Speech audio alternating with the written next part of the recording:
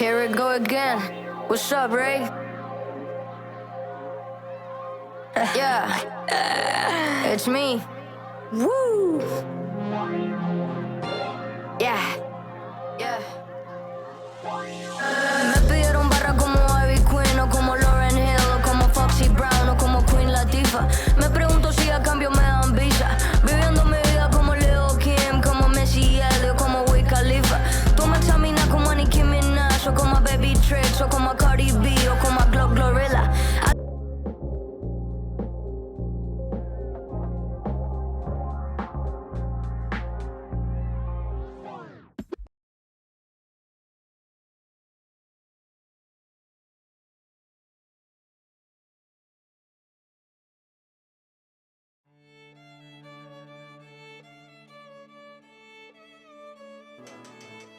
I know this is a global story, but the idea of having all of my dreams achieved by the age of 20, which was, by the way, like 12 years ago, I need to put that down. I need to lay that to rest. And yet my mind is my hardest critic. I am my worst enemy. And also my biggest cheerleader and best friend, and I know that. But that duality is an incredibly tough companion to have. And I live with her. She lives with me all the time, day and night. She will be there, and that has been the greatest comfort in really hard times, but also so much pressure every day just to tick off the list of things that I would like to have achieved that day. Yeah, she's a hungry beast, this one. I'm so proud of her for that, but also chill out for a second. My God, chill out.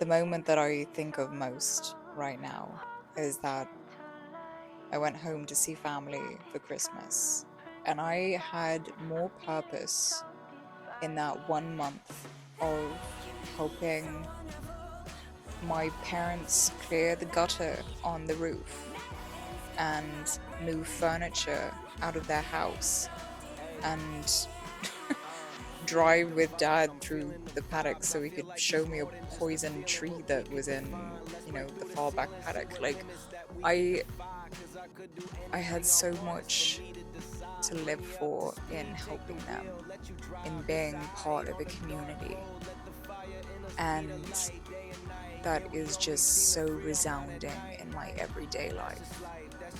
Not that I don't have amazing friends that show up for me if I ever need them. I know I could text or call, but there is just something with purpose that is missing from my soul, from my heart, and I really, really felt that.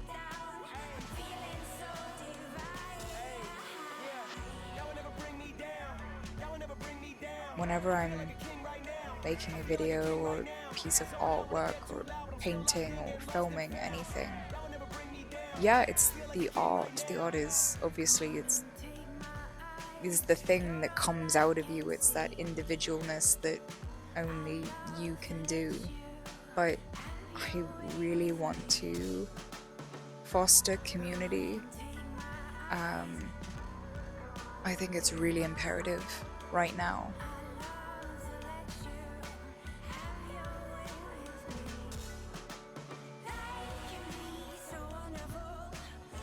Curating my own world and what it consists of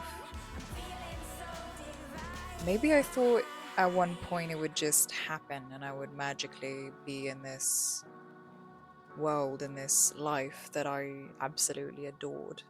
You make me nervous. You make me nervous. You make me nervous. You make me nervous. You make me nervous. You make me nervous. You make me nervous.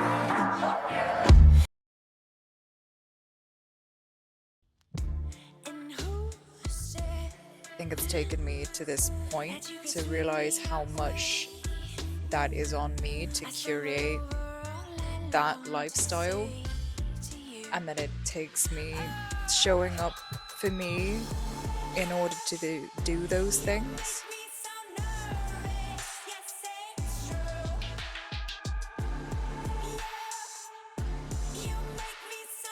I feel like I talk to my sister about this all the time, about that image you have in your head of feeling like you need to wait for inspiration to strike. And inspiration, for me at least, hardly ever strikes, or if it does, it is really only there for a moment. It's such a short pocket of time that it actually does, if it ever does at all. And the rest of that time is you just knuckling down and choosing to do the thing because you know you love it, even though you've got a million other work things you need to do as well, and you've got family you haven't spoken to properly, your mother who you haven't called back in a month, and all of those things that I want to be so much better at.